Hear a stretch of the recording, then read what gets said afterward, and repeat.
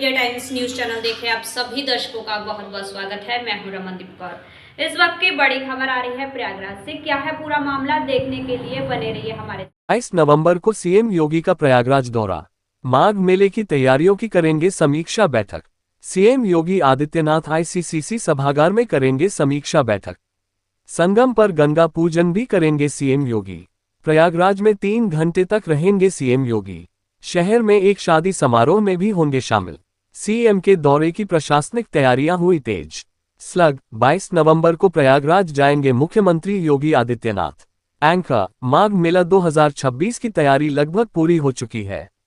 इस संबंध में आज माघ मेला के integrated command and control centre के सभागार में मंडलायुक्त प्रयागराज की अध्यक्षता में समीक्षा बैठक आयोजित की गई। इस समीक्षा बैठक में माघ मेला क्षेत्र में हो रहे विकास कार्य, पार्किंग व्यवस्था और माघ मेला के क्षेत्र में हो रहे कार्यों की समीक्षा की गई। इस दौरान आगामी 2 दिन के उपरांत 22 नवंबर को मुख्यमंत्री उत्तर प्रदेश योगी आदित्यनाथ के आगमन कार्यक्रम को लेकर भी बैठक की गई, जिसमें मुख्यमंत्री की आगमन व प्रस्थान एवं क्षेत्र के विकसित एरिया की व्यवस्थाओं को लेकर समीक्षा की गई तथा आवश्यक निर्देश दिए गए। इस विषय में जानकारी देते हुए मंडलायुक्त प्रयागराज में बताया कि प्रयागराज माघ मेला 2026 की तैयारी के लिए पूरी तरीके से तैयार है। आज की समीक्षा बैठक में मुक्त पार्किंग व्यवस्था एवं गाड़ियों के आगमन एवं विकास के लिए एक व्यवस्थित रोड मैप की तैयारी की समीक्षा बैठक की गई। उसके अलावा मेला क्षेत्र को जल्द से जल्द आने वाले श्रद्धालुओं के लिए तैयार कर दिया जाए, इस पर होने वाली तैयारी पर भी दिशा निर्देश दिए गए। आगामी 22 नवंबर को होने वाली मुख्यमंत्री योगी आदित्यनाथ के संभावित प्रयाग यात्रा को लेकर भी उन्होंने बताया कि इस पर भी तैयारी की जा रही है। माननीय मुख्यमंत्री यदि प्रयागराज आते हैं तो मेला क्षेत्र में उनके भ्रमण को लेकर भी सभी दिशा निर्देश दे दिए गए हैं। मेला अधिकारी प्रयागराज ऋषिराज ने बताया कि माघ मेला 2026 की तैयारी को लेकर होने वाली समीक्षा बैठक में मेला क्षेत्र के सभी 7 सेक्टरों एवं उनका मुख्य स्थल से जोड़ने वाले 07 प्लाटून पुल निर्माण एवं भूमि को समतल करने, इसके अलावा स्नान घाटों को जल्द से जल्द तैयार करने पर विशेष ध्यान दिया गया। उन्होंने कहा कि गंगा नदी का प्रभाव लगातार बदल रहा है, जिसकी वजह से कई परेशानियों का सामना करना पड़ रहा है, लेकिन जल्द ही इस पर नियंत्रण कर लिया जाएगा। उन्होंने कहा कि जितने घाट व भूमि को अब तक व्यवस्थित कर लिया गया है, उन सभी स्थानों को जल्द से जल्द विकसित करने एवं आने वाले कल्पवासियों और श्रद्धालुओं के लिए तैयार करने की व्यवस्था की जा रही है तथा जिन जगहों पर अभी जलस्तर नियंत्रण में नहीं है उनको भी जल्दी ही वैकल्पिक रूप से तैयार कर लिया जाएगा। मेला अधिकारी ने ये भी बताया कि मंडलायुक्त महोदया द्वारा प्रस्तावित माननीय मुख्यमंत्री के आगमन को लेकर सभी प्रकार के दिशा निर्देश प्राप्त हो गए हैं तथा मेला क्षेत्र में उनके आगमन तथा भ्रमण को लेकर सभी तैयारियों को अंतिम रूप दे दिया जा रहा है। शासन द्वारा जैसे ही इस विषय पर हमें दिशा निर्देश प्राप्त होंगे, हम उसे पर तारीख रूप से कार्रवाई करेंगे।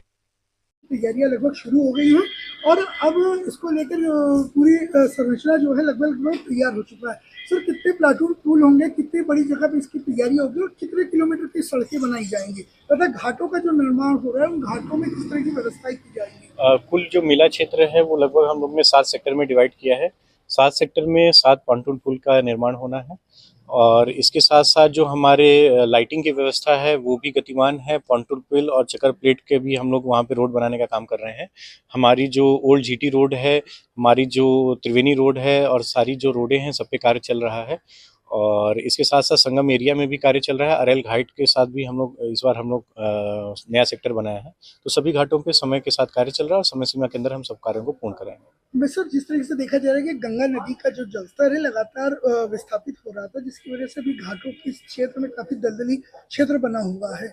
इसको संबंध में लेकर क्या निर्देश दिए गए हैं मैडम द्वारा और इसको कैसे पूर्ण किया? इसमें उच्च अधिकारियों द्वारा यही निर्देश है कि जहाँ जहाँ जो है सो हमें घाट मिल जा रहा है, जहाँ पे हमें दलदली लगा नहीं है, वहाँ पे हम लोग कार्य को समान रूप से गति प्रदान करके कार्य कराएं और जैसे जैसे हम लोग और भी जमीन मिलती रहेगी वहाँ पे भी हम लोग तीव्र गति से कार्य कराएंगे और कंटीजेंसी प्लान तैयार करते हुए हम लोग को मेला संपादित कराएंगे। अच्छा, परसों संभावित मुख्यमंत्री जी का आगमन भी होना है मेला क्षेत्र में, तो इसको लेकर किस तरह की तैयारियां की जा रही हैं? मेला में हम लोग तैयारी हम लोग कर ही रहे हैं और सभी उच्च अधिकारियों का लगातार भ्रमण भी हो रहा है और सारी तैयारियां हम लोग पूर्ण कराने के लिए कटिबद्ध। धन्यवाद।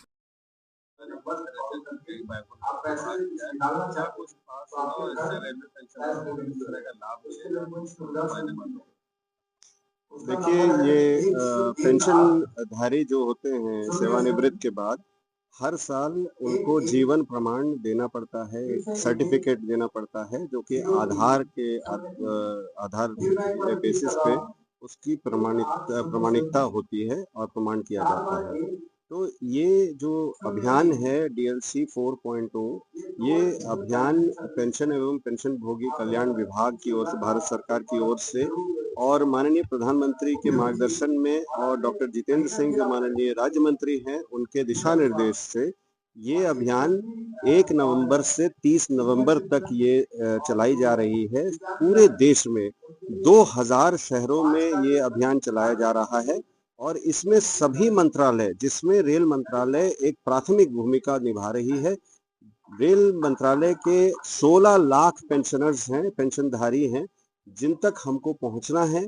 और इसमें ये जो मेगा कैंप आप लोग आए हैं आज, जो प्रयागराज में ये आयोजित किया गया प्रयागराज मंडल की ओर से 2014 में ये डिजिटल लाइफ सर्टिफिकेट का शुभारंभ किया गया था और कुछ समय के बाद ये देखा गया कि बायोमेट्रिक जो जरिया है, जो उंगलियों के निशान है और जो आइरिस का निशान है, वो मशीन पढ़ नहीं पाती है।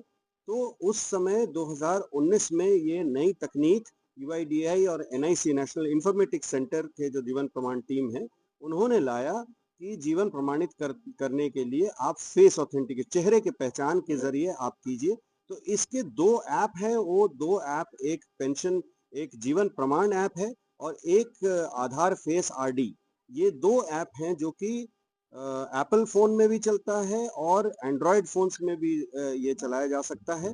तो जिन पेंशनधारियों के पास स्मार्टफोन है, अगर नहीं है तो आपके जानकार में कोई भी और व्यक्ति हो जिसको आप समझते हैं अपने करीबी, उनके पास अगर स्मार्टफोन हो, ये 2 अगर ऐप आप डाउनलोड कर लेंगे तो आप अपने घर बैठे ये डिजिटल लाइफ सर्टिफिकेट 20 सेकंड के अंतराल में पलक झपकते ही आप दे सकते हैं। आज के दिन जहां पूरे देश में आज किन्नर स्मृति दिवस मनाया जा रहा है, तो वहीं संगम नगरी प्रयागराज में आज सनातनी किन्नर अखाड़े के द्वारा स्मृति दिवस के मौके पर कैंडल मार्च निकाला गया। ये कैंडल मार्च सनातनी किन्नर अखाड़े की आचार्य महामंडलेश्वर कौशल्यानंद गिरी के नेतृत्व में कैंडल जलाकर जिन किन्नर का आकस्मिक निधन हो गया था, उन्हें श्रद्धांजलि दी गई और उन्हें याद किया गया और 2 मिनट मौन रखकर उनकी आत्मा, उनकी शांति के लिए प्रार्थना किया गया। मनाया जाता है। ये मनाने का मेन उद्देश्य जो हमारे ट्रांसजेंडर किन्नर बच्चे आकस्मिक जो मृत्यु हुआ है और जिसका दुर्घटना हुई है, जिसका मर्डर हुई है और जो परिवार वाले एक्सेप्ट नहीं करते, उनको मार देते हैं, उन सभी आत्माओं के शांति के लिए और उनको श्रद्धांजलि देने के लिए आज हम लोग सबको यहाँ एकत्रित हुए हैं। सनातनी किन्नर अखाड़े के बैनर तले हम लोग सब कोई मिल के, सभी किन्नर समुदाय के और ट्रांसजेंडर समुदाय के सब कोई मिल के उन आत्माओं को श्रद्धांजलि दे रहे हैं। मैं सनातनी किन्नर अखाड़े के प्रमुख आचार्य महामंडलेश्वर कौशल्यानंद गिरी और किन्नर कल्याण बोर्ड उत्तर प्रदेश सरकार की वरिष्ठ सदस्य कौशल्यानंद गिरी उर्फ टीना। संगम नगरी प्रयागराज के यमुनानगर स्थित Karma nursing and paramedical college छात्रों के बीच 2 दिन से चल रहे धरने को लेकर आज सभी छात्र छात्राओं एवं कर्म नर्सिंग पैरामेडिकल कॉलेज के प्रबंधन एडीएम सिटी सत्यम मिश्रा के ऑफिस में आपसी सहमति बनने के बाद कल से क्लासेस सुचारू रूप से चलेंगी। अब कोई मतभेद नहीं रह गया है, स्कूल प्रशासन पूरा सहयोग करेगा। आपके परिसर में बच्चों ने प्रोटेस्ट किया है, उनकी कई तरीके की मांगे थी, उन्होंने कई आरोप भी लगाए हैं। आज आप लोग भी और बच्चे भी जिलाधिकारी कार्यालय पर गए थे, तो किस तरीके की वार्ता हुई है? अब इस जो समस्या का किस तरीके से निस्तारण किया जा रहा है और क्या पूरा मामला था? जिलाधिकारी से क्या वार्ता हुई आप लोगों की? आज सिटी मजिस्ट्रेट महोदय के कार्यालय में बच्चे भी गए और कॉलेज प्रशासन भी गया। दोनों ने अपनी बातों को रखा और वहाँ पर जिला सिटी मजिस्ट्रेट महोदय ने बड़े अच्छे ढंग से दोनों को सुन करके समस्या को जो है तो सुलझाया और बच्चों की जो भी जो समस्याएं रहेंगी प्रशासन और कॉलेज प्रशासन को जल्दी से जल्दी दूर करेगा और ये चाहेगा कि बच्चे हमेशा अच्छा जो तो करें, अच्छे से शिक्षा जो प्राप्त करें, उनको कोई भविष्य कोई परेशानी ना आए। इसके लिए प्रशासन, कॉलेज प्रशासन जो वचनबद्ध है और हमेशा बच्चों के उज्जवल भविष्य की कामना करता है। इसी के साथ साथ दोनों पक्ष सहमत हो गए, समस्या का निदान हो गया और बच्चे आकर के यहाँ पर जो उन्होंने कॉलेज को प्रोटेस्ट कर रखा था, बंद कर रखा था, अपना जो तो कॉलेज को जो ओपन किया और अच्छे से दोनों पक्ष की बात हुई और सुचारू रूप से क्लासेस चलने की बात हो गई है। कई तरीके की खबरें सोशल मीडिया पे किसी के प्लेटफॉर्म पे चल रही है, क्या कहेंगे इस बारे में? कुछ अराजक तत्व हैं जो कि जिनका यही काम है कि अपनी जो है अपनी फेम के लिए, अपने ज़्यादा जो है प्रचार के लिए तरह तरह की भ्रामक खबरें जो फैलाते हैं, जिससे समाज में बड़ा जो है तो उसका अच्छा मैसेज नहीं जाता और किसी को जो डिफेम करना अच्छी बात नहीं होती। उससे जो हम निवेदन करेंगे, जो भी इस तरह की गैर जिम्मेदार काम करते हैं, निवेदन करेंगे कि वो जो इस तरह की खबरें न फैलाएं। अब कॉलेज प्रबंधन और जो छात्र छात्राएं उनके बीच के जो मतभेद थे वो दूर हो चुके हैं, तो क्या आप सही तरीके सुचारू रूप से यहाँ पे कक्षाएं संचालित होंगी, क्लास चलेंगे? बच्चे जो तो वापस आए, हम लोगों की आपस में बात हुई और फिर से जो है हम लोग के देखते संबंध थे उस तरह जो दिखाई पड़े। बच्चों से बच्चे तो बच्चे ही हैं, हम लोग बच्चों से कोई द्वेष नहीं रखते, ना हमारा बच्चों से कोई मतभेद जो है हम उसको जो है तो बहुत उसको हम ज़्यादा उससे नहीं लेते। भाई बच्चे हैं और उनसे हमारा कोई जो तो मतभेद नहीं है और बच्चों को हमसे कोई मतभेद नहीं है। उन्होंने कहा कि सर हम बिल्कुल जो है तो आपको कोऑपरेट करेंगे और जैसा भी आप लोग कहेंगे ये फिर कहेंगे, हम लोग अच्छे से पढ़ाई करेंगे, अपने एग्जाम देंगे और हमारा जो है कोई मतभेद नहीं रह गया है। जो उनकी कुछ डिमांड है उसको जो है तो जल्दी से जल्दी पूरा किया जाएगा। नाम बताओ। MI Khan, Kamraj Singh paramedical college.